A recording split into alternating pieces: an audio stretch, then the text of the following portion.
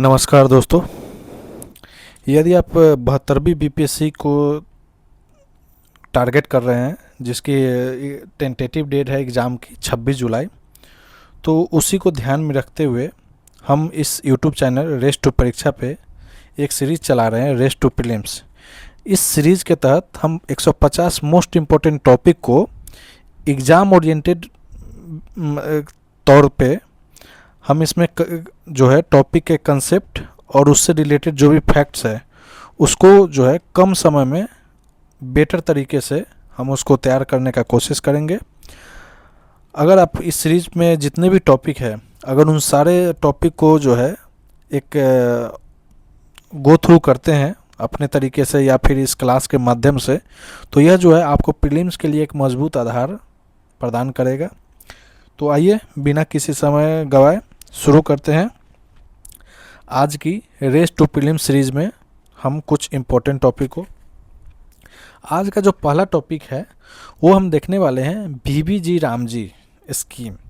BBG Ramji scheme जिसका पूरा नाम क्या है, Viksit Bharat guarantee for Rozgar and Ajeevika mission Gramin. यह जो है मिनिस्ट्री ऑफ एग्रीकल्चर और फार्मर वेलफेयर के अंतर्गत आते हैं और यह स्कीम जो है किसको रिप्लेस किया है, तो ये स्कीम जो है एमजी नरेगा स्कीम जो कि 2005 में लाया गया था उसको यह रिप्लेस करेगा। और यह बीबीजी रामजी जो स्कीम है यह कब से प्रभावी तौर से जो है इम्प्लीमेंट होगा, तो ये प्रभावी तौर से जो इम्प्लीमेंट हुआ है वो 1 जुलाई 2026 को हुआ है। अब हम इसमें देखते हैं कि क्या चेंजेस किया गया। एमजी नरेगा स्कीम ऑलरेडी था ही, तो बीबीजी रामजी जो स्कीम लाया गया इसमें क्या क्या चेंजेज आया है, तो हम उससे जो एग्ज़ाम पॉइंट ऑफ व्यू से जो इम्पोर्टेंट है उस की चेंजेस पे हम बात करेंगे। तो जो की चेंजेज है, देखिए हम जो है पढ़ा रहे हैं, आपको अगर सुविधा लगे तो आप इसको 1.5x पर जो है इसको फास्ट वे में जो है इसको कवर कर सकते हैं कम टाइम में भी।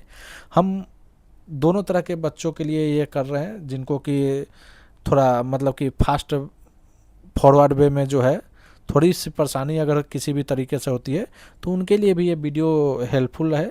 और अगर आपको लगे कि ज़्यादा हम स्लो धीमे बोल रहे हैं, स्लो स्पीड में बोल रहे हैं, तो आप इसको वीडियो को 1.5x पे देख सकते हैं, ठीक है। उससे आपका टाइम में भी बचत होगी। तो चलिए हम बात करते हैं की चेंजेस के बारे में, क्या क्या की चेंजेस किया गया इस स्कीम के तहत। तो एमजी नरेगा जो पहले स्कीम था जो कि 100% सेंटर द्वारा मतलब कि उसके मतलब कि पैसा सेंटर द्वारा बियर किया जाता था 100%, मतलब पूरा खर्चा अगर 100 रुपये होते हैं तो 100 के 100 रुपये कौन बियर करता था, सरकार पे एक तरह से फाइनेंशियली मतलब बर्डन रहता था। और इस एमजी नरेगा को 2005 में पास किया गया था। अब हम बात करते हैं बीबीजी रामजी स्कीम के में, इसमें क्या किया ना कि इसमें स्टेट के भी एक तरह से शेयर होल्डर मतलब कि कंट्रीब्यूशन किया गया है एक्सपेंडिचर में। जैसे कि अगर जनरल स्टेट की बात करें तो सेंटर और स्टेट के जो रेशियो है वो 60:1 है, 60:40 है। मतलब 60% सेंटर बियर करेगा केंद्र सरकार और 40% जो है स्टेट गवर्नमेंट बियर करेगा। लेकिन यही अगर बात करें नॉर्थ ईस्ट और हिमालयन स्टेट के केस में तो 90:10 है, मतलब 90% जो है वो सेंटर करेगा और 10% जो है वो नॉर्दर्न ईस्टर्न स्टेट और फिर हिमालयन स्टेट करेंगे, ठीक है। तो ये हो गया आपका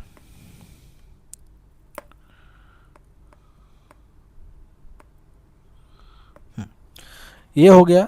अगर हम बात करें ऐसे यूनियन टेरेटरी की जिसके पास लेजिस्लेचर नहीं है, तो उस केस में जो है यह स्कीम का जो पूरा पैसा का जो खर्च है वो सरकार द्वारा किया जाएगा, ठीक है। तो ये हो गया आपका चेंजेज कि पहले 100% सेंटर बियर करते थे सारे, जो इस स्कीम पे जितने भी खर्च होते थे वो सेंटर द्वारा किया जाता था। अब जो है स्टेट और सेंटर दोनों के बीच में एक मतलब कि स्टैंडर्ड रेशियो में वो जो है डिवाइड कर दिया गया। इससे क्या हुआ ना कि इससे कुछ जो फाइनेंशियल बर्डन है वो सरकार पे भी बढ़ गया। अब हम बात करें एम्प्लॉयमेंट गारंटी की, तो एम्प्लॉयमेंट गारंटी क्या था, पहले जो एमजी नरेगा स्कीम था उसमें 100 दिन का जो है गारंटी एम्प्लॉयमेंट था उसको बढ़ा के कर दिया गया 125 दिन। ठीक है, अगर जो है उसको बढ़ा के कितना कर दिया गया, तो उसको बढ़ा के कर दिया गया 125 दिन। अगर मटेरियल कॉस्ट की बात करें और उसके शेयरिंग और एक्सपेंस जो होता है, एडमिनिस्ट्रेटिव एक्सपेंस होता है, उसमें भी जो है पहले था 75:25, मतलब कि एक तरह से 3:1 का रेशियो था। मतलब तीन चौथाई जो है वो बियर करते थे केंद्र सरकार, और एक चौथाई जो है राज्य सरकार पे खर्च बढ़ता था। लेकिन इसको चेंज करके कर दिया गया 60:40, मतलब 3:2। ठीक है, मतलब कि 60% जो है वो केंद्र सरकार करेगा और 40% जो है वो राज्य सरकार करेगा। तो ये जो है इसके कुछ की चेंजेज है। ठीक है, जो कि वीवी जी राम जी के स्कीम से रिलेटेड है। अगला टॉपिक है हमारा, वो है non cooperation movement. Non cooperation movement जो है ये 1920 में स्टार्ट किया गया। इसको लॉन्च किन के द्वारा किया गया था, तो ये लॉन्च किया गया था महात्मा गांधी जी के द्वारा, हमारे देश के राष्ट्रपिता। बहुत लोग इनको निगेटिव भी उस तरह से नहीं मानते हैं, पर देखिए जो इंसान एक अच्छे वेल्दी मतलब कि और एक अच्छे प्रोफेशन से जुड़ा हो, वो इस देश के लिए अगर एक नॉर्मल सी धोती में अपनी ज़िंदगी बिता दे, और उसके जो व्यू पॉइंट है जिसके लेके सरकार, ब्रिटिश सरकार भी मतलब अपने कदम पीछे कर लेती थी, उसको गलत बोलना, आदमी को पहले इसके बारे में खुद सोचना चाहिए कि वो किन के बारे में क्या बोल रहे हैं। बहुत ही अच्छे पर्सनालिटी थे, ऐसे ही नहीं जो है उनको भारत के जो है राष्ट्रपिता का दर्जा दिया गया है। ठीक है, चलिए इस सबको छोड़ते हुए देखते हैं नॉन कॉपरेशन मूवमेंट। ठीक है, असहयोग आंदोलन।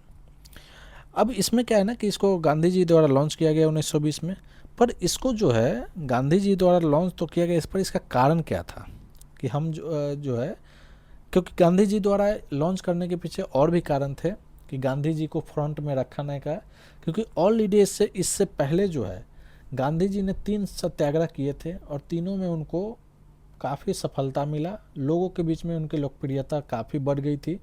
एक उन्होंने चंपारण सत्याग्रह किया था, इंडिगो प्लांटर्स के जो है फोर्सफुल जो एक्सप्लॉय करते थे और वहाँ के फार्मर का जो एक्सप्लॉयटेशन होता था, शोषण होता था, उसके लिए जो है बिहार के चंपारण डिस्ट्रिक्ट में उन्होंने चंपारण सत्याग्रह किया था 1917 में। काफ़ी वो सक्सेसफुल रहा था।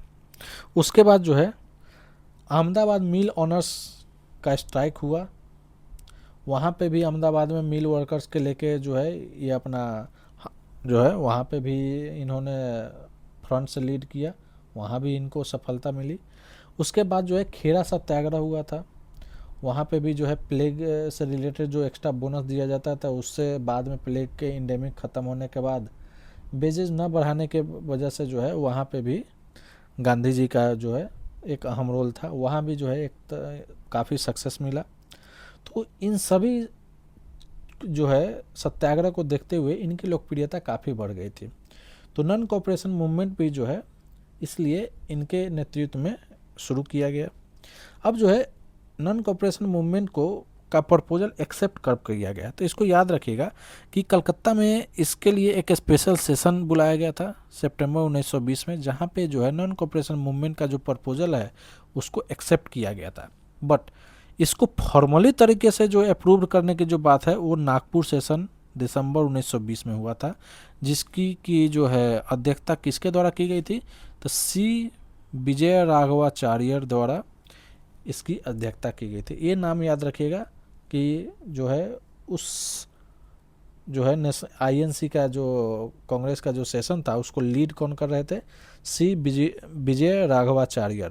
ठीक है, अब जो है नागपुर का सेशन जो है उसमें इसको फॉर्मली तरीके से अप्रूव किया गया।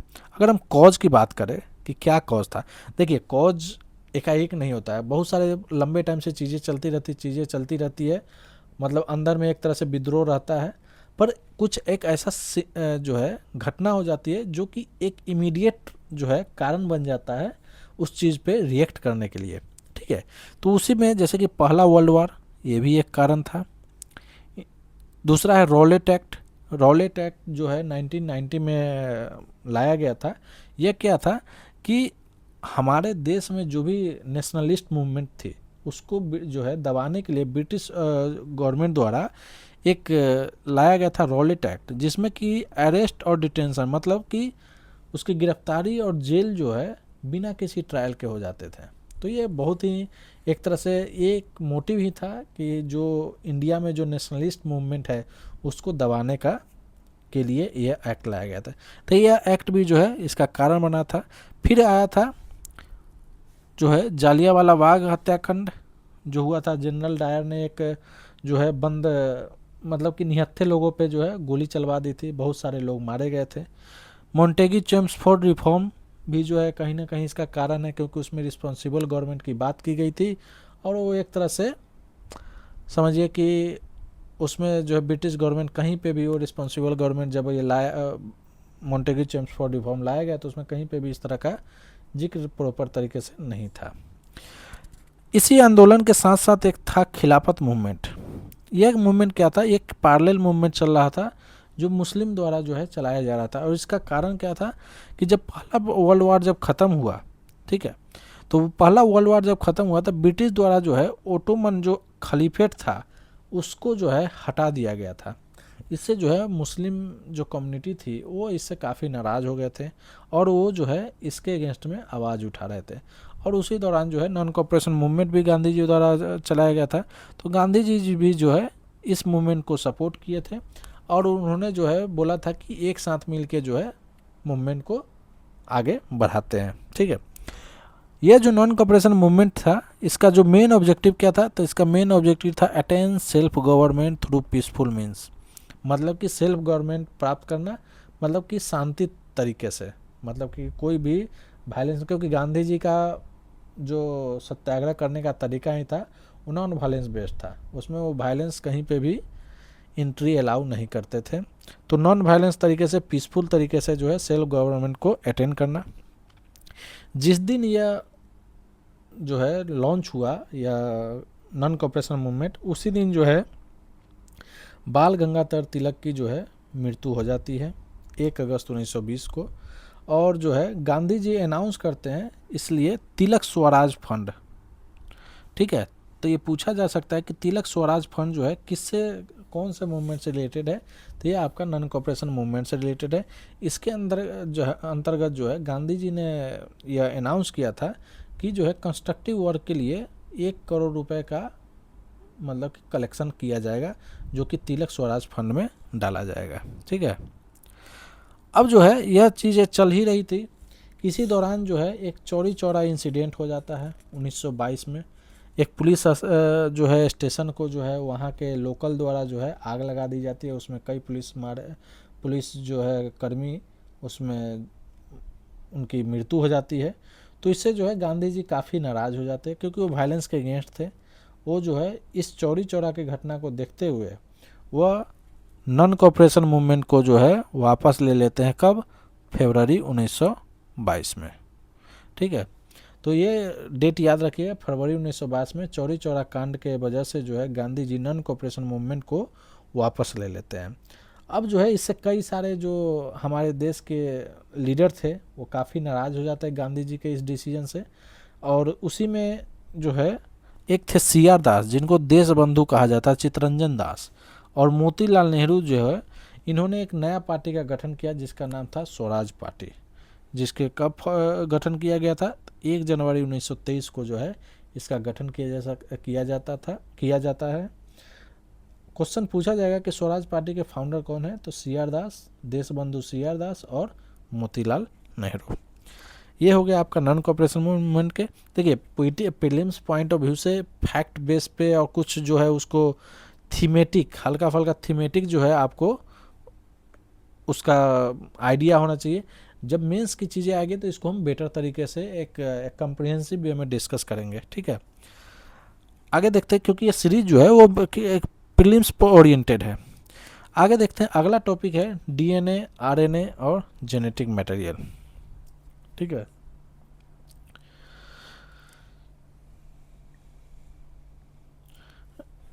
DNA, RNA and genetic material. इसके बारे में देखेंगे कि इसमें क्या क्या चीज़ें जो है, इसका क्या क्या मेन फीचर है, क्या इससे जो है एग्ज़ाम पॉइंट ऑफ व्यू से क्या क्या इम्पोर्टेंट है, उन सभी को हम समझेंगे। तो पहले देखते हैं डीएनए। ठीक है, तो डीएनए को डिस्कवर कौन करते हैं?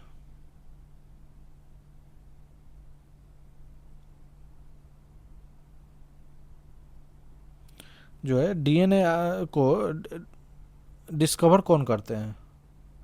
तो डीएनए का डिस्कवर जो है फ्रेडरिक मीसर द्वारा किया जाता है।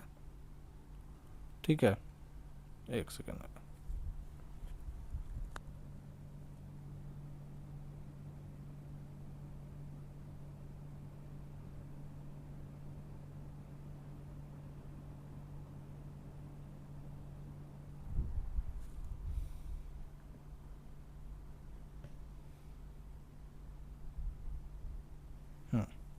चलिए, डीएनए का डिस्कवरी किसके द्वारा किया जाता है? तो ये फ्रेडरिक मीसर द्वारा किया जाता है। डीएनए का पूरा नाम क्या है? तो डीएनए का पूरा नाम है deoxy ribonucleic acid. Deoxy ribonucleic acid. DNA में जो शुगर पाया जाता है उसका नाम याद रखिए, डीऑक्सी राइबोज। जो शुगर है वो डीएनए में पाया जाता है। ठीक है, डीएनए का स्ट्रक्चर कैसा होता है? तो डीएनए का स्ट्रक्चर डबल स्टैंडर्ड होता है और यह एंटी पैरेलल होता है। एंटी पैरेलल होता है।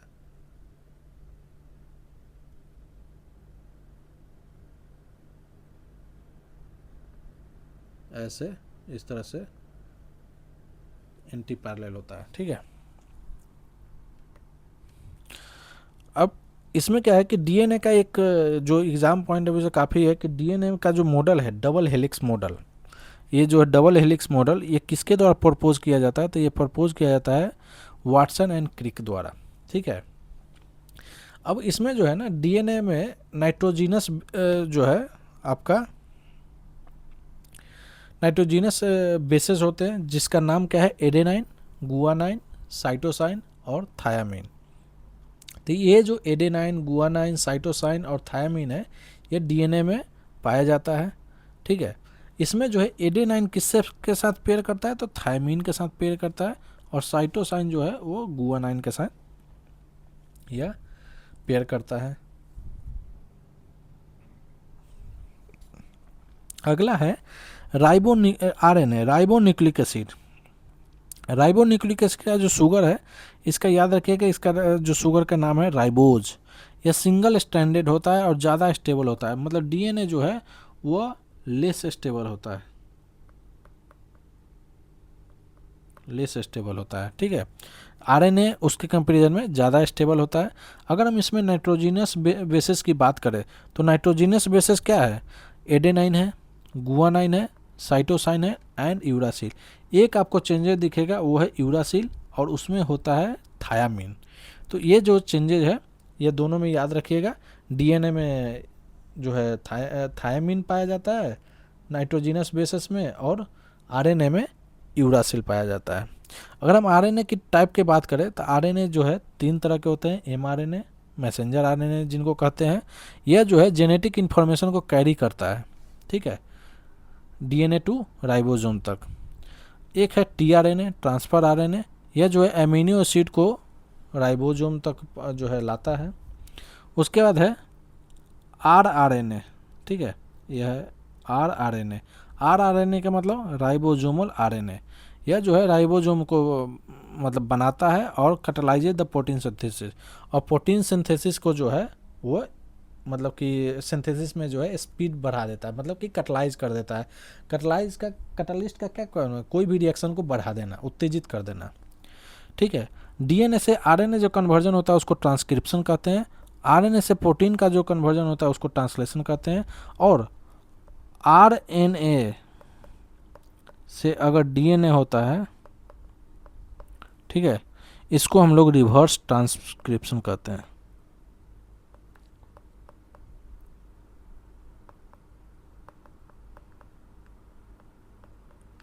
ठीक है, तो ये याद रखिएगा। ये जो है आपका डीएनए और आरएनए से हो गया। एक जो है ना आपका, जैसे कि पीछे में पूछा गया था, एक 70वीं में शायद पूछा गया था ग्लोबुलिन के बारे में, क्या है जो इम्यूनोग्लोबुलिन है, जिसको आईजी के तरह डिनोट किया जाता है, उसको भी इसी के साथ समझ लेते हैं, फिर हम चीज़ों को आगे देखेंगे। इम्यूनो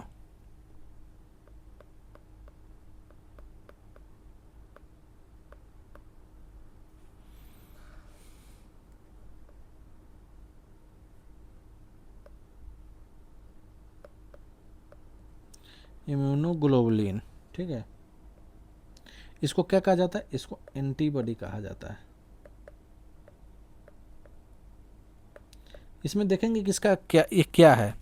एक तरह से एंटीबॉडी है, ठीक है, जो कि शरीर में जो हमारा बी सेल होता है, बी लिम्फोसाइट, ठीक है, बी लिम्फोसाइट जो कि हमारे मतलब क्या कहते हैं, एंटीबॉडी की तरह काम करते हैं, बीमारी से लड़ने में हेल्प करता है, उसके द्वारा और प्लाज्मा सेल के द्वारा ये बनाया जाता है। एक तरह से ग्लाइकोप्रोटीन है। ये क्या है? ग्लाइको प्रोटीन है। किसके द्वारा बनाया जाता है? तो बी सेल। बी सेल किसको कहते हैं? बी लिम्फोसाइट, ठीक है, बी लिम्फोसाइट्स, ठीक है।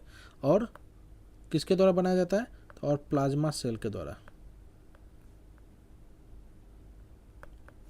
जो है इसको बनाया जाता है। इसका मुख्य कार्य क्या है? इसका मुख्य कार्य है कि हमारे शरीर को, मतलब प्रिवेंशन, मतलब बचाना, हमारे शरीर को बचाना किससे? तो बैक्टीरिया से, वायरस से, फंगस से, और अलग जो रोग फैलाने वाले जो होते हैं रोगजनक, उनसे जो है यह हमें बचाता है, ठीक है। अगर बात करें कि एंटीजन क्या होता है, एंटीजन जो होता है, अगर हम देखें एंटीजन के बारे में, अगर हम देखें इसको भी हम, एंटीजन क्या है? यह एक ऐसा पदार्थ है जो शरीर में जब प्रवेश करता है तो हमारे जो है इम्यून रिस्पॉन्स को जो है उत्पन्न करता है, ठीक है। हमारे जो है ये जब शरीर में एक तरह से जब प्रवेश करता है तो हमारा जो इम्यून रिस्पॉन्स है उसको जो है एक तरह से उत्पन्न करता है। अगर हम बात करें इसके आगे कि इम्यूनोग्लोबुलिन जो है वो कितने तरह के होते हैं,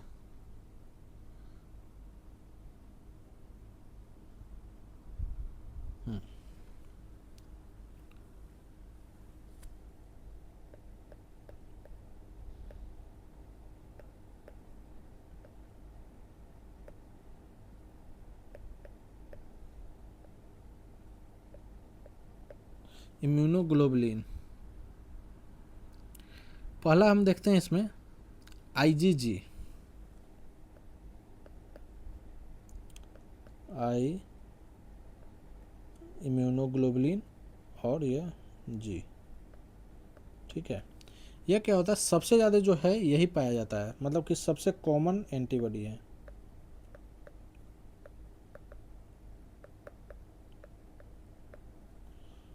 ठीक है, मतलब सबसे ज़्यादा पाया जाता है, मतलब कि लार्जेस्ट अमाउंट,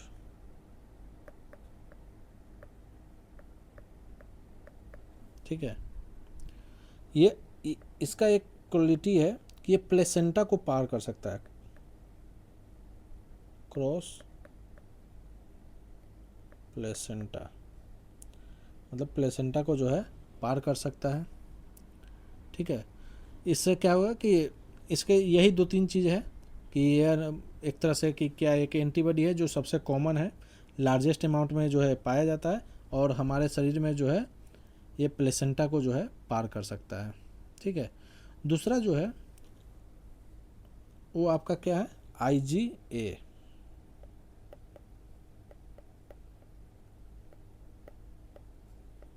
IgA के बारे में देखते हैं।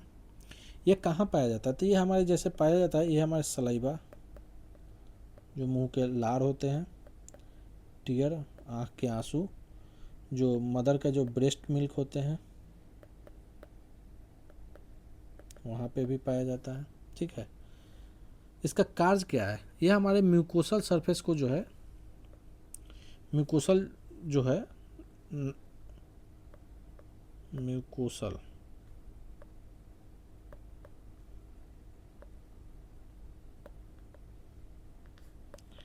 म्यूकोसल सरफेस को क्या करता है? तो प्रोटेक्ट करता है। ठीक है, यह इसका जो है क्या है? IgA। अगला है IgM के बारे में देखते हैं।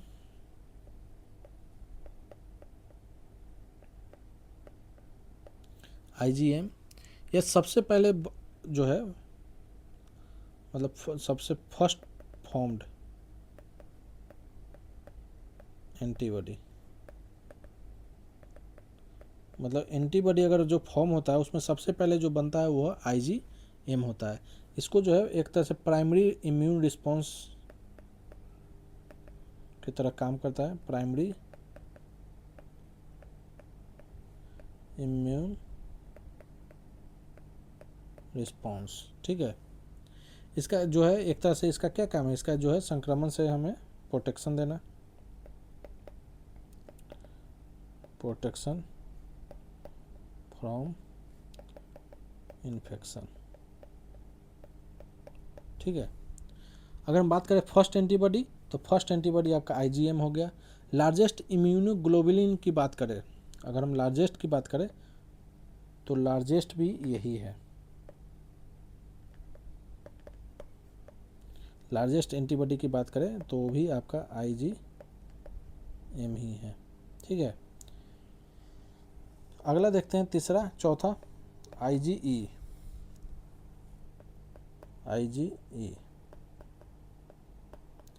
ये क्या है? जैसे कि एलर्जी हो गया, जैसे कि आप दिल्ली में जनरली रहने वाले को जैसे ही अगर वो टेस्ट होते हैं, जैसे ठंडा के टाइम स्टार्ट होता है अक्टूबर नवंबर में, अगर वो टेस्ट कराते हैं, अगर वो IgA का टेस्ट, तो उनका IgA हमेशा लेवल जो है पार होगा, क्योंकि यह जो है एलर्जी से रिलेटेड है। और जिनको जो है पोल्यूशन से एलर्जी है उसके लिए जो है, उस केस में जो है IgE का लेवल जो है काफ़ी बढ़ता है। एलर्जी, अस्थमा, ये सब में होता है। ठीक है, एक तरह से एलर्जी के लिए रिस्पॉन्सिबल है। अगला है IgD। ठीक है, IgD क्या है? एक तरह से बी सेल का जो है रिसेप्टर है, बी सेल का रिसेप्टर है, बी सेल को एक्टिवेट भी करता है। ठीक है, और ये सबसे कम लोएस्ट अमाउंट में यह पाया जाता है। ठीक है, तो इसको याद रखिएगा। तो आपने इसमें देखा कि सबसे कम मात्रा IgD का होगा। ठीक है, एंटीबॉडी को इम्यूनोग्लोबुलिन कहा जाता है। एंटीबॉडी बनाता कौन है? तो आपका प्लाज्मा सेल और बी सेल आपका बनाता है। सबसे ज़्यादा मात्रा किसका होता है? IgG का होता है। सबसे पहले कौन बनता है? IgM बनता है। सबसे लार्जेस्ट कौन है? तो IgM है। एलर्जी के लिए कौन है? IgE है। ब्रेस्ट मिल्क किस में होता है? तो IgA में होता है। प्लेसेंटा को पार कौन करता है? तो एक ही है, IgG पार करता है। बी सेल रिसेप्टर कौन है? तो IgD है। बी सेल रिसेप्टर कितने तरह के होते हैं? तो टोटल 5 टाइप्स के होते हैं। ठीक है, तो ये हो गया आपका इम्यूनोग्लोबुलिन के बारे में सारे डिटेल। इससे ज़्यादा जो है आपको एग्ज़ाम में नहीं पूछा जाएगा इससे रिलेटेड। ठीक है, तो हम कहाँ तक देख चुके थे? हम देख चुके थे DNA के तक। अब हम देखते हैं बिहार से के रिलेटेड एक जो है आपका इम्पोर्टेंट है वाटरफॉल। बिहार में किस किस डिस्ट्रिक्ट में कौन से वाटरफॉल पाए जाते हैं, और उसका रिलेटेड अगर कुछ इंपॉर्टेंट फैक्ट है तो उसको भी हम देखेंगे कि किस नदी पे है। ठीक है, वो क्यों फेमस है, ये सब के बारे में जो भी इंपॉर्टेंट चीज़ें होगा एग्जाम पॉइंट ऑफ व्यू से, तो उसको देखेंगे। तो सबसे पहले देखते हैं, बहुत ही फेमस है काकोलत। देखिए इसमें जो है ना, ज़्यादातर आपको जो वाटरफॉल है वो आपको कैमूर और रोहतास में दिखेंगे। एक ही दो है जो आपको अलग डिस्ट्रिक्ट में दिखेंगे, जैसे कि आपका काकोलत हो गया, नवादा में हो गया। उसके बाद आपका एक है भोजपुर में जियार कुंड। उसके बाद है बाकी सब जो है रोहतास और कैमूर में ही जनरली है, ठीक है। तो इसको चलिए देखते हैं। काकोलत वाटरफॉल, काकोलत वाटरफॉल कहाँ है? नवादा में है। यह बहुत ही मोस्ट फेमस वाटरफॉल है बिहार में, फल्गु रिवर पे यह जो है काकोलत वाटरफॉल दिखता है। उसके बाद तेलहर वाटरफॉल, यह कहाँ है? यह कैमूर में है। एक जो है बिहार में जितने भी हाईएस्ट वाटरफॉल है उनमें से एक है, कैमूर हिल्स पे लोकेटेड है। तो तेलहर वाटरफॉल जो हो गया वो कैमूर में हो गया। काकोलत कहाँ हो गया? नवादा में। उसका करकट वाटरफॉल, ये भी आपका कैमूर में है। ये क्रोकोडाइल हैबिटेट के लिए काफ़ी फेमस है, करकट वाटरफॉल। उसके बाद दुर्गावती वाटरफॉल, यह रोहतास में है। यह दुर्गावती रिवर पे बना है। सीजनल वाटरफॉल है, मतलब कि सीजनल वे में होता है, जैसे हो सकता है कि बारिश के टाइम में जो है यह वाटरफॉल दिखने को मिलता है मानसून सीजन में। उसके बाद धुआं कुंड, यह भी रोहतास सासाराम में है। हाइड्रो इलेक्ट्रिक पोटेंशियल के लिए जाना जाता है जो है। यह कौन से हिल्स के निकट है? तो ताराचंडी हिल्स के जो है नज़दीक में यह लोकेटेड है। धुआं कुंड रोहतास। दुर्गावती वाटरफॉल वो भी रोहतास। मंझार कुंड, कुंड वाला जनरली देखिएगा वो रोहतास में ही है। यह एक तरह से पॉपुलर जो है, बहुत ही पॉपुलर पिकनिक और टूरिस्ट डेस्टिनेशन है मंझर कुंड, ठीक है। उसके बाद तुतला भवानी, तुतला भवानी जो है वो भी रोहतास में है। यह भी जो अपने सीनिक ब्यूटी के लिए, जो नेचुरल ब्यूटी है उसके लिए फेमस है। उसके बाद है कशीस वाटरफॉल, ये भी रोहतास में है। एक one of the highest waterfall है बिहार में। उसके बाद ओखरीन कुंड, फिर कुंड का आ गया, ये भी आपका रोहतास में। तो कुंड वाले जितना भी होंगे वो सब आपके रोहतास में दिखने को मिलेंगे। यह एक जो है निमोनिक है जिससे आप इसको याद कर सकते हैं। कुंड से रिलेटेड जितने भी वाटरफॉल बिहार में है वो सब रोहतास में ही है। जियार कुंड, यह एक ऑब्जेक्ट मतलब कि एक्सेप्शन है। जियार कुंड ये याद रखिएगा, भोजपुर में है, फुलवरिया रिवर पर यह लोकेटेड है। उसके बाद सुखलदारी फॉल, यह जो है आपका कैमूर और के बॉर्डर के रीजन पे है, कैमूर बॉर्डर रीजन में है। यह जो है ट्राई जंक्शन पे, बिहार यूपी और एमपी के ट्राई जंक्शन पे सुखलदारी फॉल्स जो है वो लोकेटेड है। तो ये जो है आपका कुछ इंपॉर्टेंट वाटरफॉल हो गए। यह एक फैक्ट बेस्ड है, इसको बस आपके रटने याद करने, आप चाहे रट के याद करिए चाहे जैसे कीजिए, आपको बस याद करना पड़ेगा, ठीक है। अब आता है इलेक्ट्रोमैग्नेटिक स्पेक्ट्रम। ये जो है काफ़ी फिजिक्स का एक टॉपिक है, इलेक्ट्रोमैग्नेटिक स्पेक्ट्रम। देखते हैं इसका क्या क्या जो है इसका खूबी है और इसे जो है एग्जाम पॉइंट ऑफ व्यू से क्या क्या इम्पोर्टेंट है, ठीक है।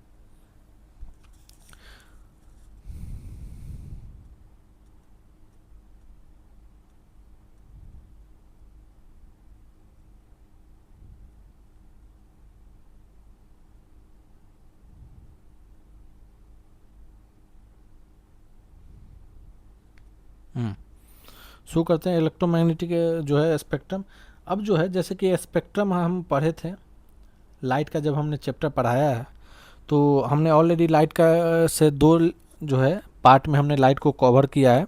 पूरा मिरर से लेके लेंस, ह्यूमन आई, उसके डिजीज़, उसके बाद जो है जो भी एप्लीकेशन बेस्ड था उस सारे को जो है टोटल इंटरनल रिफ्लेक्शन हो गया, स्कैटरिंग ऑफ लाइट हो गया, या फिर डाइफ्रैक्शन हो गया, पोलराइजेशन हो गया, सबको जो है इंटरफेरेंस हो गया, सबको हमने उसमें कवर किया है, ठीक है।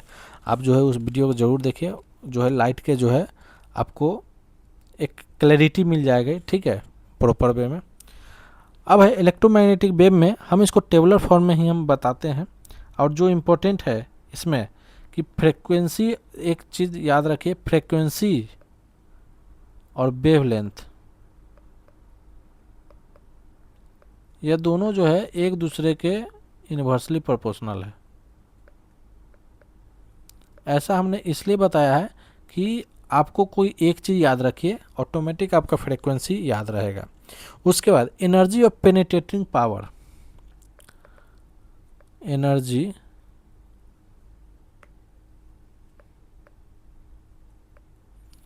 और is equal to penetrating power. यह इसलिए है कि आप समझिए जितना ज़्यादा एनर्जी होगा उतना ज़्यादा उसका भेदन क्षमता होगा, जितना कम एनर्जी होगा उतना कम उसका भेदन क्षमता होगा। तो इससे जो है जैसे कि ये दोनों जो है इसमें से आप एक याद रखिए, ऑटोमेटिक इसमें से एक याद रखिए। आयोनाइजिंग भी जो है वो एनर्जी से ही आप रिलेट कर सकते हैं। ठीक है, कॉमन यूज काफ़ी इम्पोर्टेंट है, किस वेव्स का जो है क्या यूज है हमारे डेली लाइफ में, इसको जो है हम समझेंगे। ठीक है, तो ये सब याद रखिएगा कि कौन सा जो है किससे रिलेटेड है। वेवलेंथ फ्रीक्वेंसी से एक दूसरे के अपोजिट है। एनर्जी और पेनेट्रेटिंग पावर और आयनाइजिंग पावर एक दूसरे के समान है। इसमें जो है अगर एनर्जी लो है तब पेनिट्रेटिंग पावर भी लो होगा, उसका जो है आयनाइजिंग नेचर भी लो होगा। तो सबसे पहले देखते हैं कि वेवलेंथ के बारे में। तो रेडियो वेव्स, अगर हम वेवलेंथ कहते हैं तो वेवलेंथ किसको कहते हैं, यह हो गया। तो जो है दो कंजिक्यूटिव ट्रफ या दो कंजिक्यूटिव क्रेस्ट के बीच के जो डिस्टेंस होता है उसको हम लोग वेवलेंथ बोलते हैं। ठीक है, इसको हम लोग लैम्डा से डिनोट करते हैं, लैम्डा। ठीक है, तो ये जो हो गया आपका वेवलेंथ हो गया। अब जैसे कि मान लेते हैं कि वेवलेंथ जो है इसका कह रहा है कि वेवलेंथ बड़ा है, तो जैसे कि अगर मान लेते हैं कि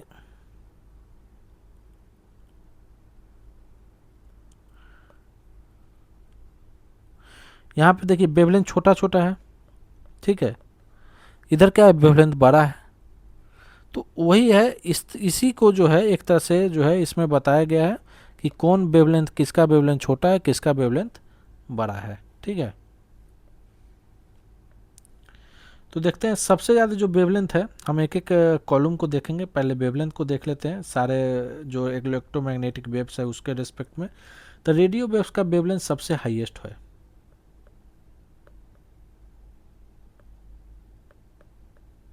ठीक है, तो इसका फ्रीक्वेंसी कितना होगा, सबसे लो होगा। ठीक है, ये दोनों को ऐसे ही देखते चलते। इससे बड़ा जो है माइक्रोवेव्स को होता है। तो आपका जो है ये आपका जो वेवलेंथ है रेडियो वेव्स का सबसे ज़्यादा, फिर उसके बाद माइक्रोवेव्स का, फिर इंफ्रारेड का, फिर विजिबल लाइट का, फिर आपका अल्ट्रावायलेट, फिर एक्सरे और फिर गामा रे। तो यहीं पे आपका दिया हुआ है कि इंक्रीजिंग वेवलेंथ के बारे में, कि सबसे ज़्यादा जो है उसका सबसे कम वेवलेंथ किसका होगा, तो गामा रे का, फिर उसके बाद एक्सरे का, फिर अल्ट्रावायलेट, फिर विजिबल लाइट, फिर इंफ्रारेड, फिर माइक्रोवेव, फिर रेडियो वेव। अगर हम इसके बात करें फ्रिक्वेंसी के, तो इसके जस्ट उल्टा चलिए। सबसे जो है कम फ्रिक्वेंसी रेडियो वेव के, फिर माइक्रोवेव, फिर इंफ्रारेड, फिर विजिबल, फिर अल्ट्रावायलेट, फिर एक्सरे, फिर गामा। अगर हम एनर्जी की बात करें, एनर्जी जिस तरह से बढ़ रही है, पेनिट्रेटिंग पावर भी वैसी बढ़ेगा, आयोनाइजिंग जो नेचर है वो भी बढ़ेगा। तो रेडियो वेव का सबसे कम, फिर माइक्रोवेव का, फिर इंफ्रारेड का, फिर विजिबल लाइट का, फिर अल्ट्रावायलेट का, फिर एक्सरे का, फिर गामा रे। आप इस दोनों जो है वेवलेंथ और इंक्रीजिंग एनर्जी में देखिएगा एक दूसरे के ये भी उल्टा है। ठीक है, तो आप ये भी कह सकते हैं कि वेवलेंथ जो है इन्वर्सली प्रोपोर्शनल टू एनर्जी है। ठीक है, एनर्जी जो है वो डायरेक्टली प्रोपोर्शनल टू फ्रीक्वेंसी है। मतलब एनर्जी बढ़ेगा तो उसका भी फ्रीक्वेंसी बढ़ेगा। एनर्जी जो है वो आपका directly proportional to penetrating power है। एनर्जी बढ़ेगा तो उसके भेदन क्षमता भी बढ़ेगा। तो एक ही चीज़ है, बाकी सब जो है उसके उल्टा है। अगर मान लेते हैं कि आप केवल वेवलेंथ को ध्यान में रखते हैं, तो उससे आपका हर जो चीज़ है इस रिलेशन के साथ आप अपने एंड पे जो है निकाल सकते हैं, मतलब इसके निष्कर्ष निकाल सकते हैं कि किसका ज़्यादा होगा, किसका कम होगा, कौन से वेव से जो है ज़्यादा पेनिट्रेटिंग पावर है, किस वेव का ज़्यादा एनर्जी है, वो सब जो है आप कैलकुलेट अपने एंड पे कर सकते हैं। तो ये हो गया आपका गामा रे। ठीक है,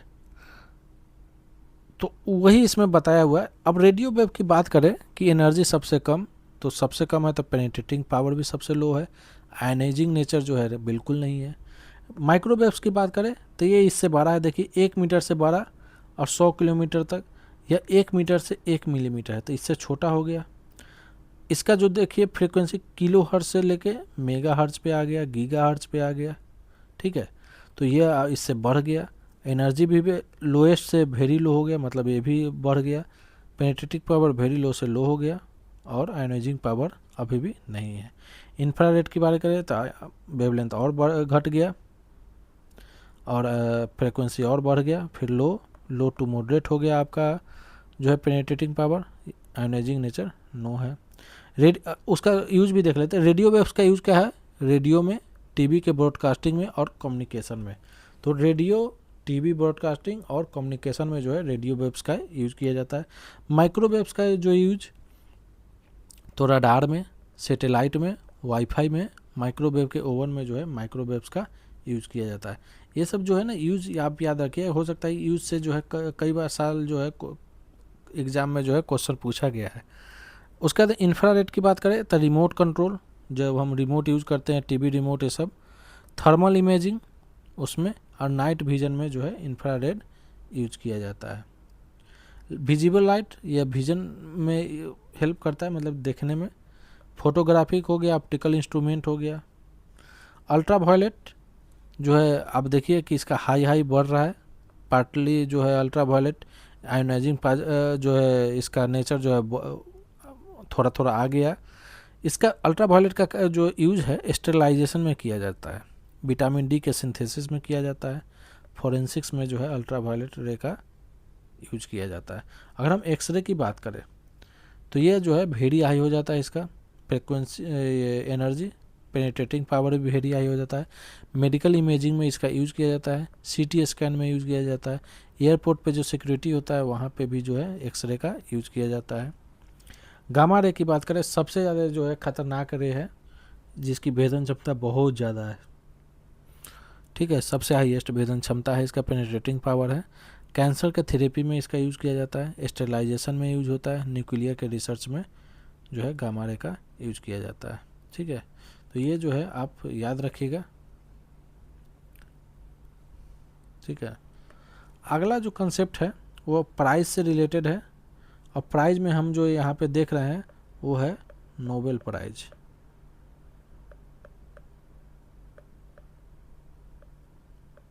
ठीक है। नोबेल प्राइज़ काफ़ी इम्पोर्टेंट जो है रहा है। पिछले भी आप AUD का एग्ज़ाम लीजिए या फिर BPSC का प्रीवियस ईयर का क्वेश्चन देखिए, आपको हर एग्ज़ाम में कहीं ना कहीं जो है BPSC हो या किसी भी कॉम्पिटिटिव एग्ज़ाम की बात करें, आपको नोबेल से जो है क्वेश्चन देखने को मिलेंगे, ठीक है। यह सेशन केवल ना केवल BPSC की तैयारी करने वाले के, बाकी अन्य प्रतियोगी परीक्षाओं के लिए भी ये काफ़ी इम्पोर्टेंट है। अगर हम बात करें फिजिक्स के फील्ड में जो विनर है इस बार का, जो नोबेल प्राइज़ इनको मिला है, उनका नाम है जॉन क्लार्क, माइकल डेबरेट और जॉन मार्टिनिस, ठीक है। जॉन क्लार्क, एक ही नाम याद रखिए, क्लार्क, डेबरेट और मार्टिनिस, क्लार्क, डेबरेट, मार्टिनिस, ठीक है। किस लिए इनको यह अवार्ड दिया गया, तो यह अवार्ड इनको दिया गया क्वांटम मैकेनिकल टनलिंग और एनर्जी क्वांटाइजेशन को जो है डिस्कवरी के लिए इनको दिया गया। एक इलेक्ट्रिक सर्किट में एनर्जी के क्वांटाइजेशन के बारे में और क्वांटम जो मैकेनिकल टनलिंग है उसके बारे में डिस्कवरी इन्होंने किया था, तो उसके लिए जो है इनको नोबेल प्राइज़ दिया गया 2025।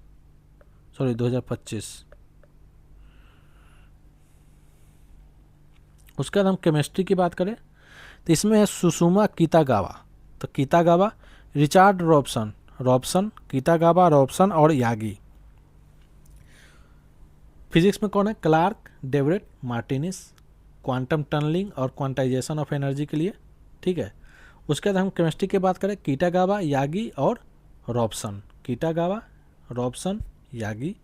इसको जो है दिया गया था मेटल ऑर्गेनिक फ्रेमवर्क्स के डेवलपमेंट के लिए, ठीक है, केमिस्ट्री में दिया गया।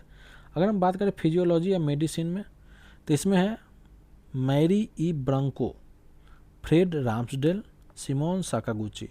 अब जो है आप इसको याद करने के लिए ब्रांको, राम्सडेल और Sakaguchi, Bronco, राम्सडेल, Sakaguchi, Bronco, राम्सडेल, Sakaguchi 5-7 बार, 10 बार, 15 बार ऐसे अपने बोलिए, याद ऑटोमेटिक हो जाएगा। 5-7 बार में आपको याद हो जाएगा, ब्रांको, राम्सडेल, साकागुची, ठीक है। इनको दिया गया था कंसर्निंग पेरिफेरल इम्यून टॉलरेंस के लिए, रेगुलेटरी टी सेल्स के डिस्कवरी के लिए, ठीक है। तो ये भी आप ही ध्यान में रखिएगा कि इसके बारे में भी आपको पूछा जा सकता है किस लिए इनको जो है नोबेल प्राइज़ दिया गया। लिटरेचर में देखते हैं तो लाजलो जो है क्रास्ना होरकाई, ठीक है, लाजलो क्रास्नाहोरकाई, इनको दिया गया था एक लिटरेचर के फील्ड में इनका जो विजनरी वर्क्स था, ठीक है, उसके लिए। इन लिटरेचर में आप याद रखिए, लिटरेचर से लाजलो, एल से एल, लिटरेचर लाजलो, लिटरेचर लाजलो, ठीक है। पीस की बात करें तो ये है मरिया कोरिना मचाडो, मरिया कोरिना मचाडो। ये कहाँ की है? तो ये वेनेजुएला की है, ठीक है, वेनेजुएला की है। ये जो है वेनेजुएला में जो है डेमोक्रेटिक राइट्स को प्रमोट करने के लिए इनको जो है एक पीसफुल डेमोक्रेटिक ट्रांजिशन को स्ट्राइव करने के लिए इनको दिया गया, ठीक है। समझिए एक तरह से डेमोक्रेटिक राइट्स के लिए इनको दिया गया। इन्होंने अपना ये जो पीस प्राइज है ये किनको दे दिया? ये जो है हमारे डोनाल्ड ट्रंप को इन्होंने दे दिया। और ट्रंप जो है वेनेजुएला के जो मेन लीडर है उनको वहाँ से उठवा लिए थे, ठीक है। इकोनॉमिक साइंस की बात करें तो जोएल मोकीर, फिलिपी एगियोन और Peter hobbit, Mokyr एगियोन hobbit, Mokyr एगियोन hobbit, ठीक है, मोकीर एगियोन हॉबिट। इनका काम जो है किस लिए दिया गया था? ये बताए थे टेक्नोलॉजिकल इनोवेशन और क्रिएटिव डिस्ट्रक्शन के बारे में, जो कि हमारे सस्टेन्ड इकोनॉमिक ग्रोथ को ड्राइव करेगा, उस पर इन्होंने रिसर्च किया था, ठीक है। उसके लिए जो है इनको नोबेल जो है प्राइज़ दिया गया इकोनॉमिक्स के फील्ड में, ठीक है। नाम एक बार और देख लीजिए, फिजिक्स में क्लार्क, डेबोरेट, मार्टिनिस, केमिस्ट्री में किटागावा, यागी और आपका रॉबसन, मेडिसिन में बात करें तो ब्रांको, राम्सडेल और साकागुची, लिटरेचर का लाजलो, पीस का मारिया मचाडो, पीस में मारिया मचाडो, इकोनॉमिक्स का बात करें तो मोकीर, एगियोन और हॉबिट, ठीक है। तो ये हो गया आपका आज के इस सेशन में। इस सेशन को हम आगे और कंटिन्यू करेंगे, पर वो स्क्राइबल बेस पे है, हम खुद से उसको लिख के चीज़ें करेंगे, जिसमें कि हम आपको बताएंगे लेटेस्ट में जितने भी, यहाँ से हटाइए, अभी जो लेटेस्ट इलेक्शन हुए हैं, ठीक है, स्टेट असेंबली की बात करें, ठीक है, बिहार की बात करें, वाइस प्रेसिडेंट की बात करें, लोकसभा की बात करें, ठीक है। तो इसको जो है हम लोग एक बार देखेंगे थोड़ा ब्रीफ वे में, ठीक है। इससे पूछ सकता है किस कॉन्स्टिट्यूंसी से अभी रिसेंट में जो है कितने का वहाँ पे नंबर ऑफ सीट है, तो इसके बारे में जो जो इम्पोर्टेंट है केवल उसी को देखेंगे, ठीक है। उसके बाद जो है हम जो है एक लिस्ट हमने रेडी कर रखा है 150 इम्पोर्टेंट मोस्ट इम्पोर्टेंट टॉपिक की, उसको हम बहुत जल्द हम जो है अगले सेशन में हम उसको डिस्कस करेंगे। उसमें से है जो है बहुत सारे जो है हम कवर करा चुके हैं, और बहुत सारे जो है हम आपको बताएंगे कि इसको कहाँ से आपको करना है, ठीक है।